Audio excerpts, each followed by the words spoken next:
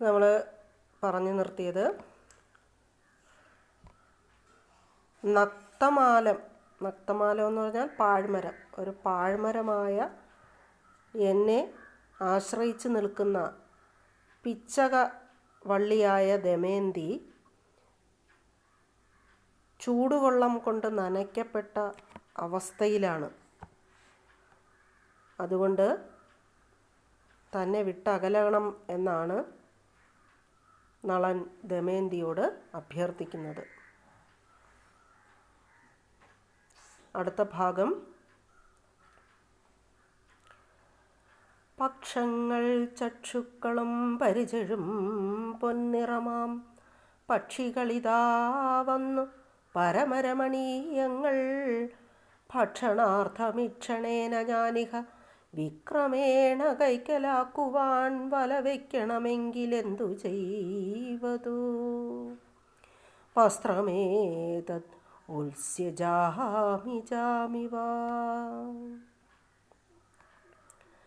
പക്ഷങ്ങൾ ചക്ഷുക്കളും പരിചഴും പൊന്നിറമാം പക്ഷികളിതാ വന്നു. ഇപ്പോൾ വിശപ്പും ദാഹവും കൊണ്ട് വലഞ്ഞിരിക്കുകയാണ് നളദമയന്തിമാർ.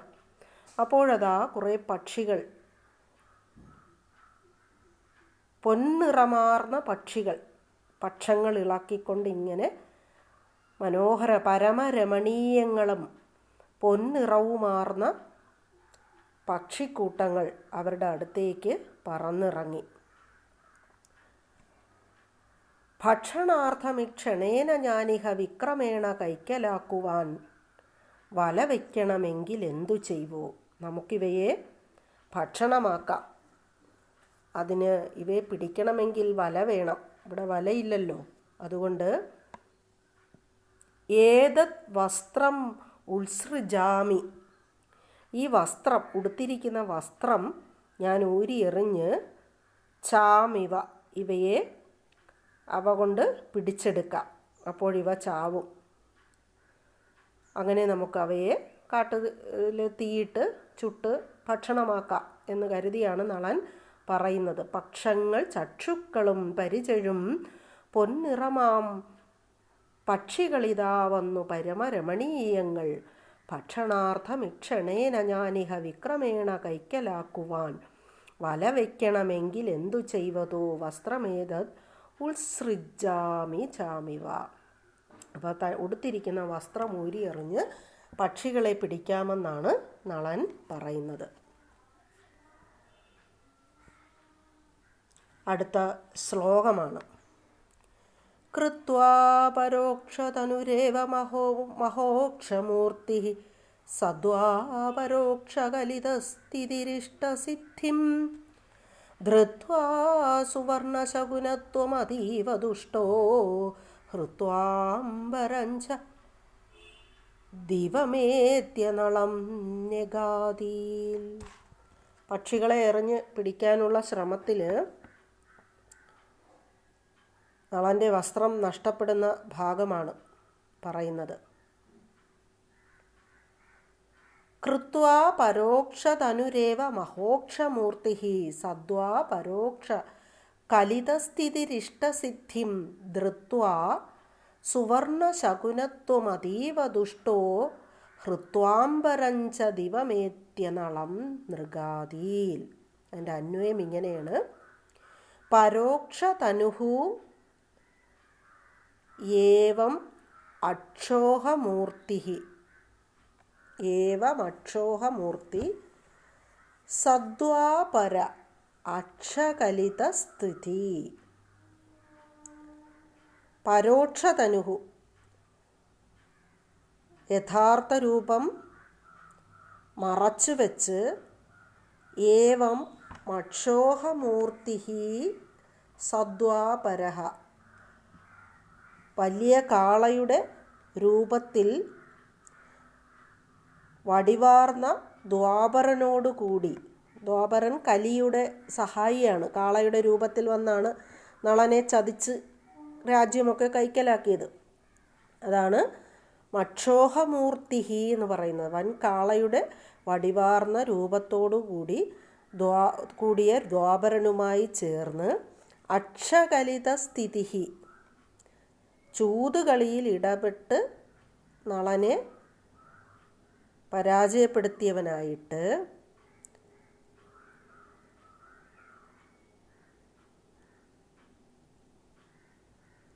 ഇഷ്ടസിദ്ധിം കൃത്വ അതീവ ദുഷ്ടഃ കലിഃ സുവർണശകുനത്വം ധൃത്വ. ഇത്രയൊക്കെ ചെയ്ത് നളനെ പരാജയപ്പെടുത്തിയിട്ട്, അങ്ങനെ ഇഷ്ടസിദ്ധിം കൃത്വ, തൻ്റെ ആഗ്രഹമൊക്കെ സാധിച്ചിട്ട്, അതീവ ദുഷ്ടഃ, ആര്? കലി. അതീവ ദുഷ്ടനായ കലി എന്തു ചെയ്യുന്നു?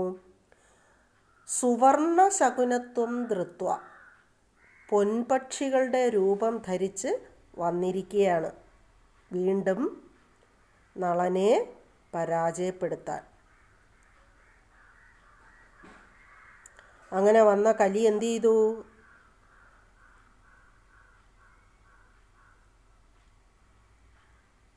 നളൻ്റെ വസ്ത്രം അപഹരിച്ച്, അംബരം ച ഹൃത്വ, നളൻ്റെ വസ്ത്രത്തെയും അപഹരിച്ചിട്ട്, ദിവം എത്തിയ, ആകാശരൂപത്തിലെത്തി, ആകാശത്തേക്ക് പറന്നിട്ട്, നളം നെഗാതി, നളനോട് ഇപ്രകാരം പറഞ്ഞു. അപ്പോൾ പരോക്ഷതനുഹു ഏവം അക്ഷോഹമൂർത്തി സദ്വാപര അക്ഷകലിതസ്ഥിതി. അക്ഷകലിതസ്ഥിതി എന്ന് പറഞ്ഞാൽ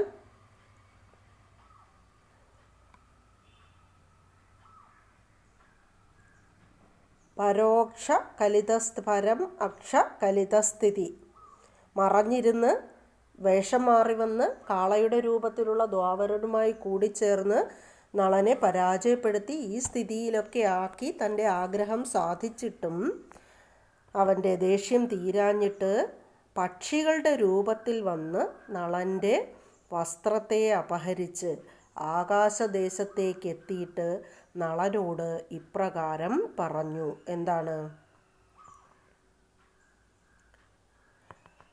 പക്ഷികൾ പറയുകയാണ്. പക്ഷിയുടെ രൂപത്തിൽ വന്നത് ആരാണ്? കലിയാണ്. കലിയുടെ വേലത്തരങ്ങളാണ് ഇതൊക്കെ. ഇപ്പം എന്തു പറഞ്ഞു? പക്ഷികൾ പറയുകയാണ്, വിഫലം തേ വൈരസേനേ വാഞ്ചിതം സാമ്പ്രതം വിഭവം തേ ഹൃദമായി വ്രീളയിതിന്നില്ലാഞ്ഞോ വേല ഇതെല്ലാം. വീണ്ടും കലി അടങ്ങുന്നില്ല. എന്തു പറയുന്നു? വിഫലം തേ വൈരസേന, ഹേ നള, വൈരസേന, വീരസേനൻ്റെ പുത്ര, നിന്റെ ആഗ്രഹം ഇപ്പോൾ നിഷ്ഫലമാണ്. വിഫലം തേ വൈരസേന വാഞ്ചിതം സാമ്പ്രതം, നിന്റെ ആഗ്രഹത്തിന് ഒരു പരിസമാപ്തിയുമില്ല, അത് ഇപ്പോഴും നിഷ്ഫലമായി കൊണ്ടിരിക്കുകയാണ്. വിഭവം തേ ഹൃദമായി പ്രീള ഇതിനില്ലാഞ്ഞോ വേല ഇതെല്ലാം, നിന്റെ ഐശ്വര്യമെല്ലാം, രാജ്യവും ധനവും എല്ലാം അപഹരിക്കപ്പെട്ടു. വിഭവം തേ ഹൃദമായി, രാജ്യമെല്ലാം കളഞ്ഞു. എന്നിട്ട് വ്രീള ഇതിനില്ലാഞ്ഞോ വേല ഇതെല്ലാം, നിനക്ക് ഈ പക്ഷികളെ പിടിക്കാൻ നിനക്ക് ലജ്ജയില്ലാഞ്ഞോ? നിനക്ക് നാണമില്ലയോ ഇങ്ങനെ കാട്ടിൽ വന്ന് വസ്ത്രമൂരിയെറിഞ്ഞ് പക്ഷികളെ പിടിക്കാൻ? വികൃതഹൃദയ, ഞങ്ങൾ വികിരങ്ങളല്ല, വെറുതെ ഞങ്ങളെ കൊല്ലുവാൻ തവതരമില്ല. വിരവിൽ നിന്നെ ചതിച്ച വിരുതുള്ള ഞങ്ങളെല്ലാം വിപുല മഹിമ തേടും ചൂതുകൾ ചൊല്ലാം. അല്ലയോ വികൃതഹൃദയ, ബുദ്ധി ഭ്രമിച്ചവനെ, വികൃതമായ ബുദ്ധിയോടുകൂടിയവനെ, ഞങ്ങൾ വികിരങ്ങളല്ല. വികിരങ്ങൾ പക്ഷികൾ. ഞങ്ങൾ നീ ഉദ്ദേശിക്കുന്ന തരത്തിൽ യഥാർത്ഥ പക്ഷികളൊന്നുമല്ല. വെറുതെ ഞങ്ങളെ കൊല്ലുവാൻ തവ തരമില്ല, അതുകൊണ്ട് തന്നെ ഞങ്ങളെ നിനക്ക് കൊല്ലാനും സാധിക്കില്ല. നിന്നെ പരീക്ഷിക്കാൻ തന്നെ വന്നവരാണ് ഞങ്ങൾ. വിരവിൽ നിന്നെ ചതിച്ച വിരുതുള്ള ഞങ്ങളെല്ലാം വിപുല മഹിമ തേടും ചൂതുകളാണ്. ഞങ്ങൾ കലിയുടെ ചൂതുകളായി നിന്ന് നിന്നെ ചതിച്ച ചൂതുകളാണ്. ചൂതുകളെന്ന് പറഞ്ഞാൽ ഇതിൻ്റെ കളത്തിൽ വയ്ക്കുന്ന കാലാൾപ്പട അങ്ങനെയൊക്കെ ഉള്ളതുണ്ടല്ലോ, അവരാണ് കലിയുടെ പ്രേരണയാൽ പക്ഷികളുടെ രൂപത്തിൽ ഇവിടെ വന്ന് വീണ്ടും നളനെ പരീക്ഷിക്കുന്നത്. വികൃതഹൃദയ, ഞങ്ങൾ വികിരങ്ങളല്ല, വെറുതെ ഞങ്ങളെ കൊല്ലുവാൻ തവ തരമില്ല. വിരവിൽ നിന്നെ ചതിച്ച വിരുതുള്ള ഞങ്ങളെല്ലാം വിപുല മഹിമ തേടും ചൂതുകളാണ്. വിസ്തൃതം നിന്റെ രാജ്യം, വിവിധമാം ധനവും വസ്തുസമ്പത്തുക്കളും വരിച്ചു വഞ്ചനവും. നിസ്ത്രപ, ഞങ്ങൾ ചെയ്തതറിക നിൻ കഥനവും, വസ്ത്രമിതു പറിപ്പാൻ വന്നതിജ്ജനവും. നിസ്ത്രപ, ഹേ നിർലജ്ജ, ലജ്ജയില്ലാത്തവനെ, നിന്റെ വസ്തുക്കളും സമ്പത്തുക്കളും എല്ലാം, നിന്റെ രാജ്യവും സമ്പത്തുക്കളെല്ലാം നിന്നെ തോൽപ്പിച്ച് ഞങ്ങൾ ജയിച്ചെടുത്തു. നിസ്ത്രപ, വസ്ത്രം പോലും ഇല്ലാത്തവനെ, ഹേ ലജ്ജ, വസ്ത്രമില്ലാത്തവൻ, നിസ്ത്രപ എന്ന് പറഞ്ഞാൽ ലജ്ജയില്ലാത്തവനെ, ഞങ്ങൾ ചെയ്തതറിയുക, നീ ഇതൊക്കെ മനസ്സിലാക്ക്. നിൻ കഥനവും വസ്ത്രം ഇതു പറിപ്പാൻ വന്നതിജ്ജനവും, നിന്റെ ദുഃഖം കാണാനും നിന്നെ വീണ്ടും നാണം കെടുത്താൻ നിന്റെ വസ്ത്രങ്ങൾ തട്ടിപ്പറിക്കാനും വന്ന ചൂതുകളാണ് ഞങ്ങൾ, നീ ഇത് തിരിച്ചറിയൂ. വിരസത വരുത്തി നീ സുരപതിക്കുടനെ, സ്മരപരവശനായി മരുവിതൻ സദനെ. വരുവതതിനി ഇതെന്നും അറിക നീ, ഇതിനെ മരവുരി ധരിച്ചു നീ മരുക വിപനെ. നീ ഒന്നുമില്ലെങ്കിലും ഇന്ദ്രന് നാണക്കേടുണ്ടാക്കിയവനല്ലേ. യഥാർത്ഥത്തിൽ ഇന്ദ്രൻ നളനെ അനുഗ്രഹിച്ചയച്ചതാണ്. പക്ഷേ ദേവന്മാർക്കാകെ നാണക്കേടുണ്ടാക്കിയെന്ന പേരിലാണ് കലി നളനോട് പകരം വീട്ടാൻ ഇറങ്ങിയിരിക്കുന്നത്. അതുകൊണ്ടാണ് സ്മരപരവശനായി മരുമി നീ സതന, സുരപതിക്ക് വിരസത വരുത്തി, ഇന്ദ്രാദികളെ വരെ അപമാനിച്ചിട്ട് നീ ഇവളുമൊത്ത് സ്ത്രീസക്തനായി സ്മരപരവശനായി ഇവിടെ നിന്റെ ഭവനത്തിൽ, നിന്റെ കൊട്ടാരത്തിൽ കഴിയുകയല്ലായിരുന്നു. വരുവതതിനി തെന്നും അറിക നീ, ഇതിനെ മരവുരി ധരിച്ചു നീ മരുക വിപിനെ. ഇതൊക്കെ നീ അനുഭവിക്കണം. നീ സ്ത്രീസക്തരായതിൻ്റെ ഫലമാണിപ്പോൾ നീ അനുഭവിക്കുന്നത്. അതുകൊണ്ട് നീ മരവുരി ധരിച്ച് ഈ കാനനത്തിൽ വസിക്കുക. അടുത്തത് ശ്ലോകമാണ്.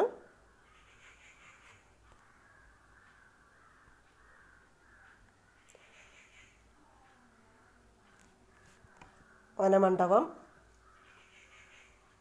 വസ്ത്രം പത്രികൾ കൊണ്ടുപോയി ദിവിമറഞ്ഞപ്പോൾ അവസ്ഥാം നിജാം, ഉൾത്താരിങ്കൾ വിചാര്യ ദിഗ്വസനായി നിന്നു നളൻ ദീനനായി. പത്ന്യാസാകം ഇതസ്തതോഥ ഗഹനേ ഭ്രമ്യമാണശുചാനക്തം പോയി വനമണ്ഡപം കിമപി ജന്നധ്യാസ്തവിഭ്രാന്തധീഹി. അങ്ങനെ ഉടുത്തിരുന്ന വസ്ത്രവും നഷ്ടപ്പെട്ട നളൻ എന്ത് ചെയ്തു?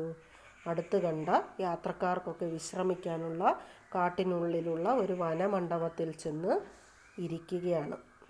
നളനാകെ നാണക്കേടും ക്ഷീണവും ഒക്കെ കൊണ്ടിങ്ങനെ യാത്രക്കാർക്ക് വിശ്രമിക്കാൻ വഴിവക്കിലുണ്ടാക്കിയിട്ടുള്ള വനമണ്ഡപത്തിലേക്ക് എല്ലാം നഷ്ടപ്പെട്ടവനായി, ഒരു പക്ഷിയെപ്പോലും പിടിക്കാൻ കെൽപ്പില്ലാത്തവനായി തീർന്ന് ഇങ്ങനെ ഇരിക്കുന്ന ഭാഗമാണ് ഉണ്ണായി വാര്യർ വർണ്ണിക്കുന്നത്. വസ്ത്രം പത്രികൾ കൊണ്ടുപോയി. പത്രികൾ പക്ഷികൾ. ഒറ്റ വസ്ത്രം പക്ഷികൾ പിടിക്കാൻ പോയി, അത് അവ കൊണ്ടുപോയി. അവ ദിവി മറഞ്ഞപ്പോൾ അവസ്ഥാം, ആകാശത്തിൽ പക്ഷികളെല്ലാം മറഞ്ഞ നേരത്ത്, നിജാം അവസ്ഥാം, തൻ്റെ അവസ്ഥയെ വിചാരിച്ചിട്ട് ദിഗ്വസനനായി നിന്നു. ദിഗ്വസനനായി, അങ്ങനെയാണ്, ദിഗ്വസനനായി നിന്നു. ദിക്കുകളാകുന്ന വസ്ത്രത്തോടു കൂടിയവനായി നിന്നു. അതായത് വസ്ത്രമില്ലാതെ ദിഗംബരനായി നിന്നു, നഗ്നനായി നിന്നു എന്നാണ് പറയുന്നത്. അഥ പത്ന്യാസാകം ഗഹനെ, പിന്നീട് പത്ന്യാസാകം ഗഹനെ, പത്നിയോടുകൂടി കൊടും കാട്ടിൽ ഇതസ്ത ബംഭ്രമ്യമാണഃ, അങ്ങോട്ടും ഇങ്ങോട്ടും, ഇതസ്ത ബംഭ്രമ്യമാണഃ, ദുഃഖത്തോടുകൂടി അങ്ങോട്ടും ഇങ്ങോട്ടും കറങ്ങി നടന്ന്, നക്തം പോയിച്ചെന്ന്, രാത്രിയിൽ നക്തം പോയിച്ചെന്ന്, രാത്രിയായി അവിടെ നിന്ന് നടന്ന്, കിമപി വനമണ്ഡപം വിഭ്രാന്തധീഹിം അത്യാസ്ത, ഒരു വനമണ്ഡപത്തിൽ വിഭ്രാന്തധീം, ബുദ്ധി ഭ്രമിച്ചവനായിട്ട് നളൻ അധ്യാസ്ത, അധിവസിച്ചു. ഇതാണ് ആ ശ്ലോകത്തിൻ്റെ അർത്ഥം. അപ്പോൾ എല്ലാം നഷ്ടപ്പെട്ട്, വസ്ത്രം പോലും നഷ്ടപ്പെട്ട്, സ്വന്തം ഭാര്യയെ സംരക്ഷിക്കാൻ കഴിയാത്തവനായിട്ട് എന്ത് ചെയ്യണമെന്നറിയാതെ നിൽക്കുന്ന നളൻ്റെ അവസ്ഥ, മനുഷ്യൻ്റെ ഏറ്റവും ഗതികെട്ട ഒരവസ്ഥയിലേക്ക് നളൻ എത്തിയെന്നുള്ളതാണ്. സർവാധിപനായിരുന്ന ചക്രവർത്തിയായിരുന്നു. വസ്ത്രം പങ്ക്ത്രികൾ കൊണ്ടുപോയി ദിവിമറഞ്ഞപ്പോൾ അവസ്ഥാം നിജാം, ഉൾത്താരിൽ വിചാര്യധികസ്വനനായി നിന്നു നളൻ ദീനനായി, പത്ന്യാസാകമിതം അസ്തതോഥ ഗഹനേ ബംഭ്രമ്യമാണശുചാ, നക്തം പോയി വനമണ്ഡപം കിമപി ചെന്നധ്യാസ്തവിഭ്രാന്തധീ. അപ്പോൾ ഒറ്റ വസ്ത്രം പക്ഷികൾ കൊണ്ടുപോയി അവ ആകാശത്തിൽ മറഞ്ഞതായ നേരത്ത് തൻ്റെ അവസ്ഥയെ വിചാരിച്ചിട്ട് ദിക്കുകളാകുന്ന വസ്ത്രത്തോടുകൂടി, അതായത് ദിഗംബരനായി നഗ്നനായി നിന്ന നളൻ ഒടുവിൽ പത്ന്യാസാകം, പത്നിയോടുകൂടി കൊടും കാട്ടിൽ ദുഃഖത്തോടുകൂടി അങ്ങോട്ടും ഇങ്ങോട്ടും നടന്ന് രാത്രിയിൽ ഒരു വനമണ്ഡപത്തിൽ ബുദ്ധി ഭ്രമിച്ചവനായിട്ട് വന്ന് തളർന്ന് ഇരുന്നു.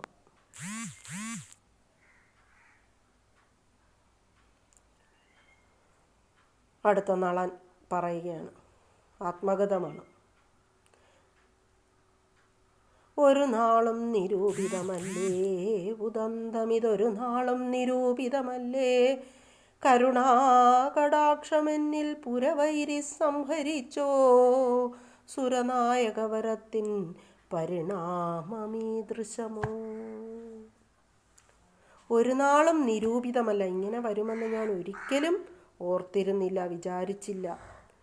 ഉദന്തം ഇതൊരു നാളും നിരൂപിതമല്ലേ, ഈ സംഭവം ഇങ്ങനെയൊക്കെ വരുമെന്ന് ഞാൻ ഒരു നാളും വിചാരിച്ചതല്ല. കരുണാകടാക്ഷമെന്നിൽ പുരവൈരി സംഹരിച്ചോ, സുരനായക വരത്തിൻ പരിണാമമീദൃശമോ. ശിവൻ പുരവൈരി, ത്രിപുരവൈരിയാണ് ശിവൻ.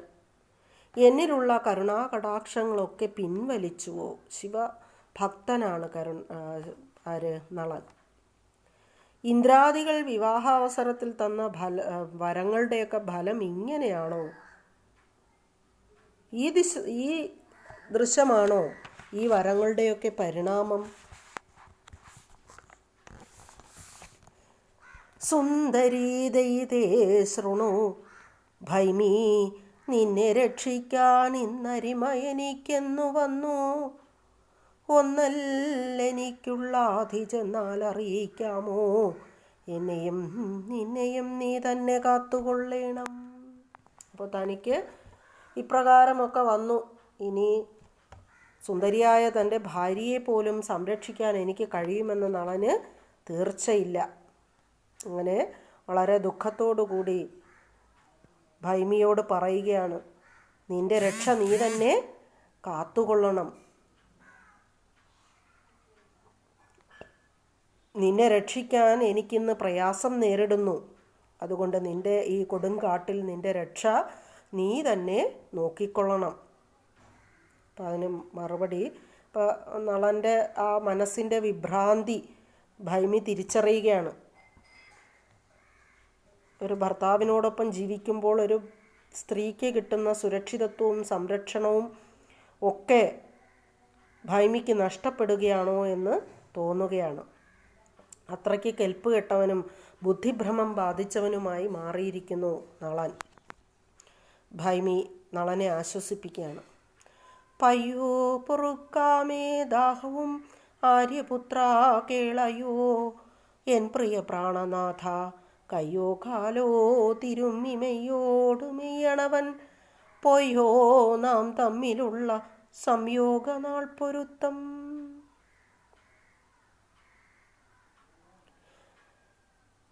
അയ്യോ, എന്താണ്? നിന്റെ കയ്യോ കാലോ തടവി നിന്നെ ഞാൻ ഇവിടെ ആശ്വസിപ്പിച്ചിരുത്താം. എന്നാൽ അല്ലയോ ആര്യപുത്ര, നിന്നെ നീ തന്നെ കാത്തുകൊള്ളണമെന്നുള്ള നളൻ്റെ മറുപടിയിലാണ്, നളൻ്റെ പറച്ചിലാണ് ഭൈമി ആകെ തളർന്നു പോകുന്നത്. ഭൈമി പറയുകയാണ്, നീ ക്ഷീണിതനാണെങ്കിൽ നിന്നെ ഞാൻ ആശ്വസിപ്പിക്കാം. നിന്റെ മെയ്യോട് ചേർന്ന് ഇരുന്ന് നിന്റെ കയ്യോ കാലോ തിരുമ്മിത്തരാം. നമ്മുടെ നാൾപ്പൊരുത്തം ഇത്രമേൽ അസ്തമിച്ചുവോ? വിവാഹത്തിന് വധൂവരന്മാരുടെ നക്ഷത്രങ്ങളൊക്കെ നോക്കി നാൾപ്പൊരുത്തം നോക്കും. ഇപ്പം ഇത്രയേ ഉള്ളൂ നമ്മുടെ നാൾപ്പൊരുത്തം. എന്തായാലും വിശപ്പും ദാഹവും എല്ലാം പയ്യോ പൊറുക്കാമേ ദാഹവും, വിശപ്പും ദാഹവും എല്ലാം ഞാൻ കേൾക്കാം. എങ്കിലും നിന്റെ ശരീരത്തോട് സ്പർശമില്ലാതെ എനിക്ക് ജീവിക്കാൻ ആവില്ല. അതുകൊണ്ട് നീ അധികം ഒന്നും പറയരുത് എന്ന് ആ വാക്കുകളിൽ സ്ഫുരിക്കുകയാണ്.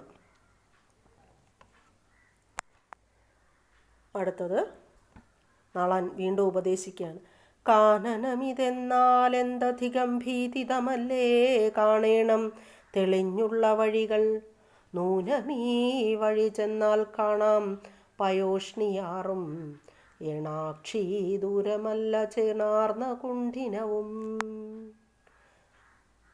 ഈ കാട്ടിൽ കാനനമിത് എന്തെന്നാൽ അധികം ഭീതിതമല്ലേ, ഈ കൊടുങ്കാട്ടിൽ താമസിക്കാൻ അധികം ഭയപ്പെടണ്ടേ. കാണേണം തെളിഞ്ഞുള്ള വഴികൾ, ദാ ഇവിടെ ആളുകൾ നടക്കുന്നതായ വഴികൾ തെളിഞ്ഞ് കാണുന്നുണ്ട്. പയോഷ്ണി നദിയിൽ ചെന്ന് അത് കടന്നാൽ, നൂനം ഈ വഴി ചെന്നാൽ കാണാം പയോഷ്ണിയാറ്, ഈ വഴിയിലൂടെ നടന്നു ചെന്നാൽ പയോഷ്ണി നദി കാണാം. അതും കടന്ന് ചെല്ലുമ്പോൾ എന്താണ്, കുണ്ഠിരപുരി കാണാം. നിന്റെ അച്ഛൻ്റെ ദേശം ഇവിടെ അടുത്താണ്. ഈ നദി കടന്ന് അപ്പുറം ചെന്നാൽ കുണ്ഠിനപുരിയാണ്. ഇത്രയും പറഞ്ഞ് നളൻ നിർത്തുകയാണ്. എന്താണ് വളച്ചു കെട്ടി പറയുന്നത്?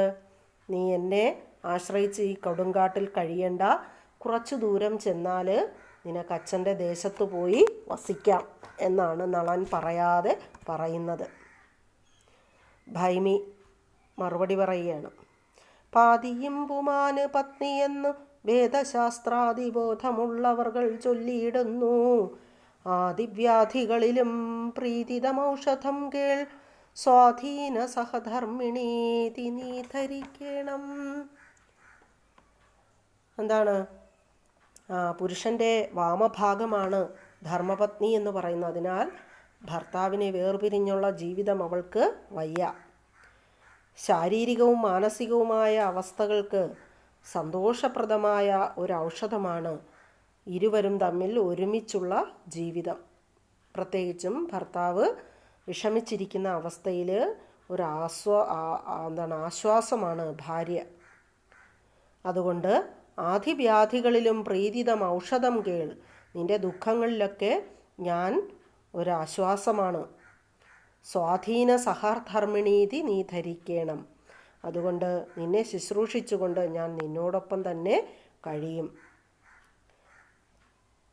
നളൻ്റെ മനസ്സ് ധൈര്യം വിട്ടുപോകുന്നുവെന്ന് കരുതിയ ദമയന്തി തൻ്റെ മനോഗതം പറയുകയാണ്.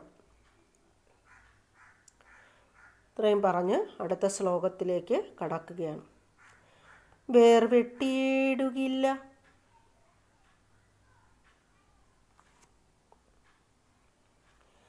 വേർവെട്ടിയിടുകയില്ല വല്ലഭനെ ഈ ആപത്തിലെന്നാശയം വൈദർഭ്യാസുദൃഢം വിതലയൻ വസ്ത്രാർത്ഥമസ്യാനളൻ ഖേദപ്പാടോടുറങ്ങിനോരവളയും തെക്വാ കലിപ്രേരണാൽ മൃഢപ്രായമനാ നിശീഥസമയേ നിർജഗ്മിവാൻ നിർജനേ. നളൻ എന്ത് ചെയ്തു? വേർവിട്ടിയിടുകയില്ല വല്ലഭനെ ഈ ആപത്തിലെന്നാശയം വൈദർഭ്യാ സുദൃഢം വിതൻ. തന്നെ ഈ ആപത്തിൽ ഇവൾ തന്നെ വിട്ടൊഴിഞ്ഞു പോകില്ല എന്ന ഭൈമിയുടെ ദൃഢമായ അഭിപ്രായം കേട്ടിട്ട് നളൻ എന്ത് ചെയ്തു? അസ്യാ വസ്ത്രാർത്ഥം വിതലയൻ, ദമയന്തിയുടെ വസ്ത്രത്തിൽ നിന്ന് പാതി മുറിച്ചെടുത്തുകൊണ്ട് അവൾ കിടന്നുറങ്ങുകയാണ്.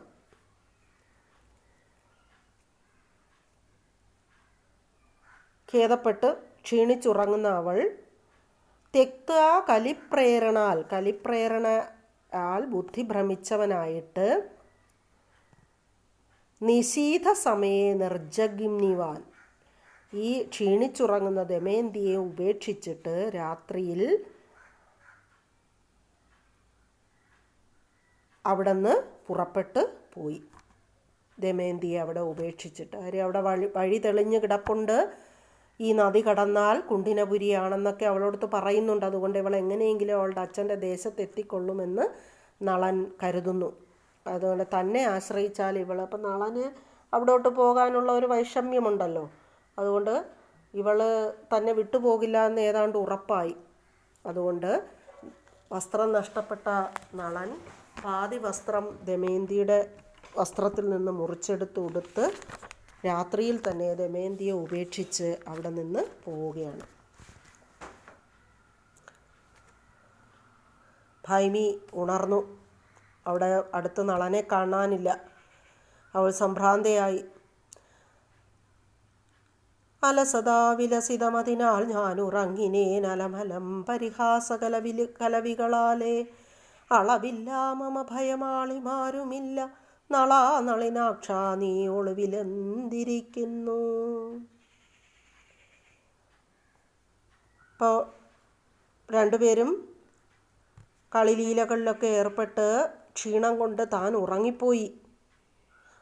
അലസത വിലസിതം അതിനാൽ ഞാൻ ഉറങ്ങിനേൻ അലമലം പരിഹാസ കലവികളാലെ. പരസ്പരം പറഞ്ഞും കളിച്ചും ഒക്കെ അവർ ഉറങ്ങി. ക്ഷീണത്താൽ ആരുറങ്ങിപ്പോയി? നടന്ന് തളർന്നൊക്കെ വന്നതല്ലേ. ഭൈമി ഉറങ്ങിപ്പോയ സമയത്ത് ഇവൻ കളഞ്ഞിട്ട് പോയില്ലേ. അളവില്ല മമ ഭയം ആളിമാരുമില്ല, എനിക്ക് വല്ലാതെ ഭയമുണ്ട്, ഞാൻ ഒറ്റയ്ക്കാണ്, എനിക്കിവിടെ തോഴിമാരാരുമില്ല. ഹേ നളിനാക്ഷ, നള നീ എന്തിനാണ് ഒളിച്ചിരിക്കുന്നത്? നളൻ തന്നെ ഒരിക്കലും ഉപേക്ഷിച്ചു പോകയില്ലെന്ന് വിശ്വാസത്താൽ അവൻ അവിടെ എവിടെയോ ഒളിച്ചിരിക്കുന്നു എന്നാണ് ദമയന്തി ധരിച്ചിരിക്കുന്നത്. അങ്ങനെയാണ്, നീ ഒളിച്ചിരിക്കേണ്ട, കടന്നു വരൂ എന്ന് പറയുകയാണ്. ഹരിത്പതികൾ തന്നോരു തിരസ്കരണിയുള്ള നീ ഇരിപ്പടം ധരിപ്പതിനരിപ്പമല്ലോ വരിപുലി നടുവിൽ സഞ്ചരിപ്പതിനിടയിലോ ചിരിപ്പതിനവസരം ഇരിപ്പത് പുരിയിലോ. അപ്പോൾ പണ്ട് വിവാഹ സമയത്ത് നളന് തിരസ്കരണി മന്ത്രം പറഞ്ഞു കൊടുത്തിട്ടുണ്ട്, മറഞ്ഞിരിക്കാനുള്ള മന്ത്രം. ഹരിത്പതികൾ ദിക്പാലകന്മാരാണ് അത് നൽകിയത്. ഇന്ദ്രാദികളൊക്കെ അന്ന് വിവാഹത്തിന് വന്ന സമയത്ത് ഓരോരുത്തരും ഓരോ വരം കൊടുത്തു. അങ്ങനെ കിട്ടിയതാണ് തിരസ്കരണി, മറഞ്ഞിരിക്കാനുള്ള. അപ്പോൾ അതുപയോഗിച്ച് നളൻ ഇവിടെ എവിടെയോ ഒളിച്ചിരിക്കുകയാണെന്ന് ധരിക്കുകയാണവൾ. എങ്കിലും വലിയ പുലിയും സിംഹവും ഒക്കെ സഞ്ചരിക്കുന്നതിനിടയിൽ നീ എന്നെ ഇങ്ങനെ പറ്റിച്ച് കളിതമാശ കളഞ്ഞിട്ട് ഇങ്ങോട്ട് ഇറങ്ങി വരണം.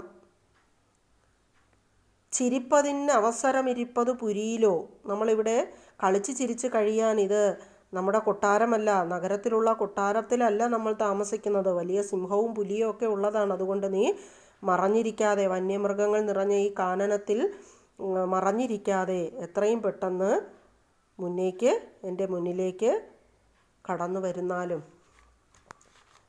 പടം നോക്കിയുടൻ താനേ നടന്നാനോ വെടിഞ്ഞെന്നെ. പടിഞ്ഞാറോ കിഴക്കോ നീ വടക്കോ തെക്കോ ദൃഢം ജാനേ മതം ദേഹം വിടുന്നോളല്ലിവൾ ഞാൻ വേർപെടും നാകിലുടൻ താനോരിടം നോക്കി നടന്നു പോം. അപ്പം നളൻ നഗ്നനായിട്ടാണല്ലോ കിടന്നുറങ്ങിയത്. അതുകൊണ്ട് പടം നോക്കി ഉടൻ നടന്നതാണോ? പടം എന്ന് പറഞ്ഞാൽ വസ്ത്രം. വസ്ത്രം നോക്കിയിട്ട് അത് കിട്ടാൻ വേണ്ടിയിട്ട് അന്വേഷിച്ച് എവിടേക്കെങ്കിലും തന്നെ ഇവിടെ ഇരുത്തിയിട്ട് പോയതായിരിക്കും എന്നാണ് മറ്റത് ആദ്യം വിചാരിച്ചു ഒളിച്ചിരിക്കുകയാണെന്ന്. അപ്പോൾ രണ്ടാമത് ഇത് ചിലപ്പോൾ ചോദ്യം ചോദിക്കാം, നളനെ കാണാതാകുമ്പോഴുണ്ടാകുന്ന വിഭ്രമത്തിൽ ദമയന്തി എന്തൊക്കെയാണ് സംശയിക്കുന്നതെന്നുള്ള ഒരു ചോദ്യം ഉണ്ടാവാം. അപ്പോൾ വസ്ത്രമില്ലാത്തതിനാൽ അത് അന്വേഷിച്ച് പോയതാകാമെന്ന് അവൾ രണ്ടാമത് ധരിക്കുകയാണ്. അങ്ങനെയാണെങ്കിൽ ഏത് ദിക്കിലേക്കായിരിക്കും പോയത്? പടിഞ്ഞാറോ കിഴക്കോ വടക്കോ തെക്കോ? എനിക്കിവിടെ ഏതെന്നൊന്നും ദൃഢം ജാനേ മതം തേഹം. നിന്റെ അഭിപ്രായം എനിക്ക് മനസ്സിലായി. അഹം തേ മതം ദൃഢം ജാനേ. പിന്നീട് അവൾക്ക് പെട്ടെന്ന് ഓർമ്മ വരുന്നു, ഓ നീ നേരത്തെ പറഞ്ഞിരുന്നുവല്ലോ, ഞാൻ വേർപെടുന്നാകിൽ ഉടൻ താനോരിടം നോക്കി നടന്നു പോവും. ഞാൻ നിന്നെ ഒരിക്കലും വിട്ടുപോകുകയില്ല എന്ന് നിനക്ക് മനസ്സിലായിട്ട് എന്നെ ഉപേക്ഷിച്ചിട്ട് നീ തനിയെ പോയതായിരിക്കും എന്നവൾ ഒടുവിൽ നിശ്ചയിക്കുന്നു. നീ എന്നെ ഉപേക്ഷിച്ചു പോയതാണല്ലേ. ദൃഢം ജാനേ മതം തേഹം. അതാ അഭിപ്രായത്തിൽ അവൾ ഉറച്ചു നിന്നു.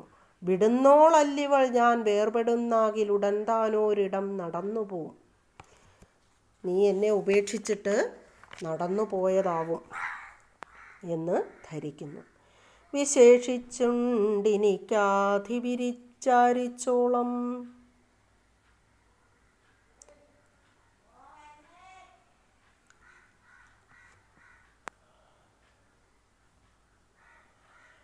വിശേഷിച്ചുണ്ടിനിക്കാധിവിരിച്ചോളവും ദ്യുതവശാലിപ്പോൾ തവ ബുദ്ധി കൃശയായിപ്പോയി. ദശാദോഷമദേശ ജ്ഞാനശേഷമോർത്തതില്ലതിശോകരുജാവേശ വൈശൈവാശു വീശാമീശ നിശാമധ്യേ. വിശേഷിച്ചുണ്ടിനിക്കാധി വിചാരിച്ചോളവും.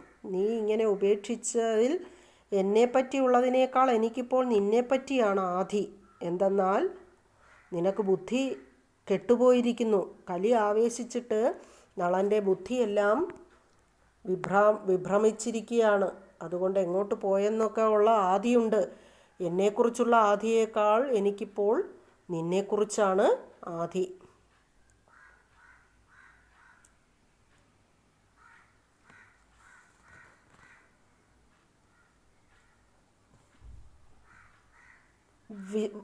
ദ്യുതവശാൽ ഇപ്പോൾ തവ ബുദ്ധി കൃശയായിപ്പോയി. ചൂതിൽ തോറ്റുവിട്ട് നിനക്ക് നിന്റെ ബുദ്ധി കെട്ടുപോയിരിക്കുന്നു. അതിനാൽ ദശാദോഷമദേശ ഞാൻ അശേഷമോർത്ത് അതിശോക രുജാവേശ വൈശവാശു വീശാ മീശ നിശാമധ്യ. കൊള്ളാല്ലേ?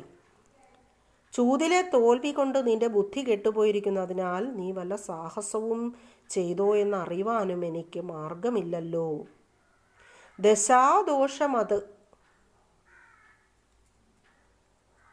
അശേഷം ഓർത്തിട്ട് ആലോചിച്ചിട്ട് നിശാമധ്യേ ഈ അർദ്ധരാത്രിയിൽ അതിശോക രുജാവേശവശായേവ വർദ്ധിച്ച ശോകമാകുന്ന രോഗത്താൽ വശം കെട്ടവളായിട്ട് അവൾ ഇരുന്നു. ഈ അർദ്ധരാത്രിയിൽ ഇതെല്ലാം ഓർക്കുമ്പോൾ എന്ത് ചെയ്യണമെന്നറിയാതെ വശം കെട്ടവൾ ഇങ്ങനെ ഇരിക്കുന്നു. ഹേ വീശാം ഈശ, അല്ലയോ രാജാവേ,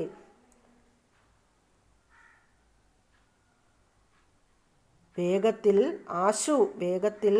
തിരിച്ചു വരിക.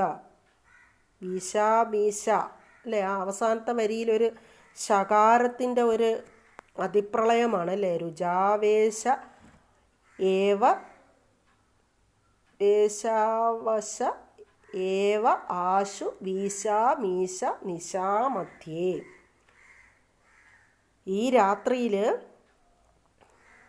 അതിശോക രുജാവേശ വശായേവ ഹേ വീശാമീശ, അല്ലയോ രാജാവേ, നീ അർദ്ധരാത്രിയിൽ എന്നെ ഉപേക്ഷിച്ചു പോയിട്ട് അത് ആലോചിച്ചിട്ട് എനിക്ക് എന്ത് ചെയ്യണമെന്നറിയാതെ ആകെ ഞാൻ വശം കെട്ടിരിക്കുകയാണ്.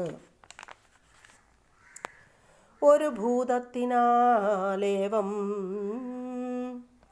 പരിഭൂതൻ മമകാന്തൻ പുരിഭൂതികളെപ്പോലെ പുനരെന്നെയും ഒരുപോതും നിനയാതെ പെരുമാറുന്നതുമൂലം എരിതിയിൽ പതിതനായി വരിക വഞ്ചകനവൻ. ഒരു ഭൂതത്തിനാൽ ഏവം പരിഭൂതൻ മമകാന്തൻ.